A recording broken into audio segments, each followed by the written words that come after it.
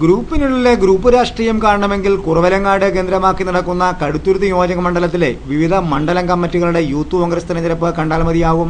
AI ഗ്രൂപ്പുകളൊക്കെ Kerala രാഷ്ട്രീയത്തിൽ വളരെ സാധാരണമാണെങ്കിലും A ഗ്രൂപ്പിനുള്ളിലെ ഗ്രൂപ്പുകൾ മറനീക്കി പുറത്തുവരുന്ന കാഴ്ചകളായിരുന്നു കടുത്തുരുത്തി നിയോജക മണ്ഡലത്തിലെ യൂത്ത് കോൺഗ്രസ് മണ്ഡലം തെരഞ്ഞെടുപ്പുകൾക്ക് തുടക്കം കുറിച്ച കടപ്ലാമറ്റം കടുത്തുരുത്തി മണ്ഡലം കമ്മിറ്റികളുടെ തെരഞ്ഞെടുപ്പിൽ കാണാനായത്.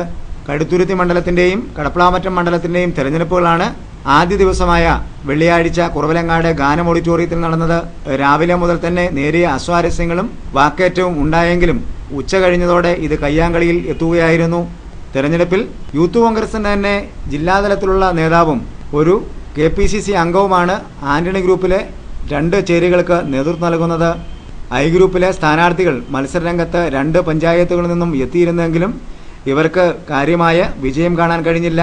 ഡെലിഗേറ്റുകളിൽ ഇരുവിഭാഗങ്ങൾക്കും കാര്യമായ പങ്കാളിത്തം ഉറപ്പാക്കുവാൻ കഴിഞ്ഞതായാണ് ഇരുവിഭാഗങ്ങളും അവകാശപ്പെടുന്നത്.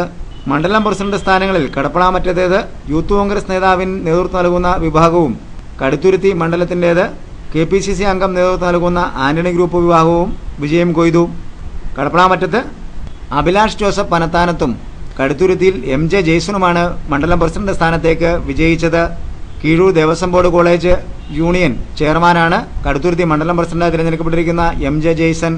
അപ്പു പാലേട്ടിനെ 2ാം സ്ഥാനത്തേക്ക് തള്ളിയാണ് കടപ്പളാമറ്റത്ത് അഭിലാഷ് ജോസഫ് പനന്താനത്ത് മണ്ഡലം പ്രസിഡന്റായി തിരഞ്ഞെടുക്കപ്പെട്ടത്. ഏറ്റവും കൂടുതൽ വോട്ട് ലഭിക്കുന്നയാൾ മണ്ഡലം പ്രസിഡന്റും തുടർന്ന് വരുന്നയാളുകൾ വൈസ് പ്രസിഡന്റ്, സെക്രട്ടറി എന്നിങ്ങനെയുള്ള സ്ഥാനങ്ങളിലേക്കും ക്രമപ്പെടുത്തും വിധമാണ് യൂത്ത് കോൺഗ്രസിന്റെ തെരഞ്ഞെടുപ്പ് ക്രമീകരിച്ച് ചിട്ടപ്പെടുത്തിയിരിക്കുന്നത്.